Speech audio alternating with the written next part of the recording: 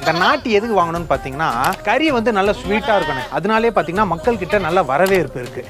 இதை வாங்கி நீங்கள் பண்ண மாதிரி பண்ணணும்னு நினைக்கிறவங்க 5000 ரூபாய்க்கு தாராளமாக வாங்கலாம். 3 மாதத்தில் 35 கிலோ ஏற்றுனீங்கன்னு வைங்களேன், நல்லா காசு போகும். ஒரு 12,000, 15,000, 18,000 மார்க்கெட் வேலைக்கு ஏற்ற மாதிரி.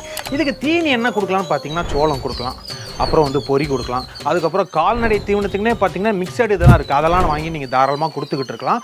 குறுகிய காலத்தில் இதுக்கு வெயிட்டை கெயின் பண்ணி மார்க்கெட்டில் போய் 4 காசை பார்த்துமா கொடுத்துமான்னு இருக்கணும். எனக்கு என்ன ஒரே டவுட்னா, கறி கடைக்கு போனால் ஒரே கறி தான் தூங்குது, நாட்டின்னு நம்மளுக்கு தெரியவா போகுது. ஸோ இந்த மாதிரி விஷயம்லாம் மேலும் தெரிஞ்சுக்கணும், படிக்கணும், பண்ணையை பற்றி தெரிஞ்சுக்கணும்னு நினைக்கிறோம். ஃப்ரீடம் ஆப் டவுன்லோட் பண்ணி ஈஸியாக கற்றுக்கோங்க.